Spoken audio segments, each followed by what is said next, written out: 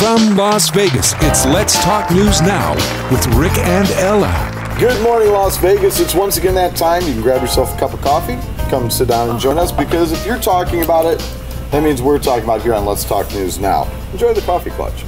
Ladies, I don't know what to say, but I was just terribly taken back by the fact that Mr. Sheen has said now that he is no longer. Charlie Sheen says he's going to quit tweeting.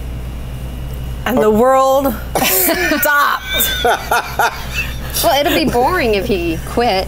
I mean, I'm pretty sure he says some pretty. It's like those bands that keep like retiring and then having a comeback reunion concert. This is reminding me of that. You look so somber when I said that.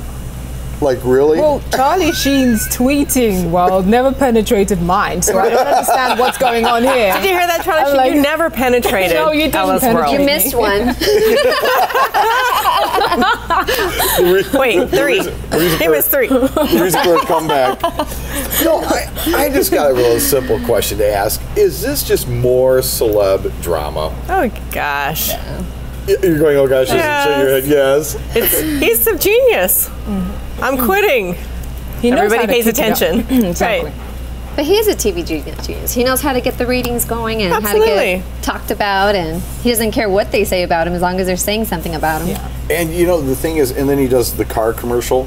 That's one of my all-time. I love being under house arrest. That was funny. Yeah, that was good. That was hilarious. What do I get for good behavior? I'm like, cheese.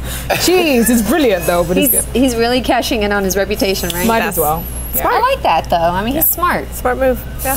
I remember he's crazy. I know you won't be able to live without his tweets, but you must try. At least he's not trying to be a goody two-shoe. What was the other thing he called himself?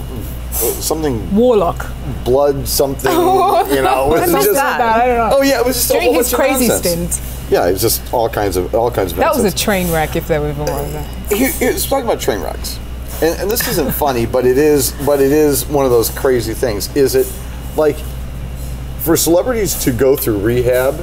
Almost seems like a rite of passage. Now you get to be amongst that special group. You know, that keeps Dr. Drew in business and a lot of other folks. But, you know, all kidding aside, they just turn around and they just facilitate this whole persona as though, you know, being involved in a lifestyle that has drugs and alcohol and everything else in it.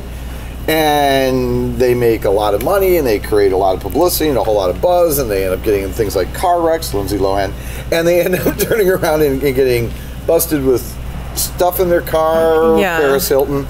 And if you turn around and you go... There's a name for each time, right? Each of them, right? Especially here in Las Vegas, right? He has a title for every incident. I don't know about you, but that puts me off of a celebrity. Right. I'm more about somebody who is famous for what they do. Like, you don't know their anything. Talent. Right, exactly. And well, I mean, on the positive note, if you look, I mean, drugs, drinking, all that stuff was always around. And I think that the good thing is that if you need help, you can get it now, because people are aware of it. Where back in the day, think about all the celebrities that, or the actors, whatnot, that died having those issues, but they were ashamed of it, and they had to be perfect, and they couldn't come out and, you know, have those problems recognized and taken care of. So, but you're right. But now it's celebrated, which is not good either. Right. And do behind closed doors. And then they turn around and they go to rehab. Right. And then the rehab, there's a big announcement, press releases on how publicists are just like a reality show. Right.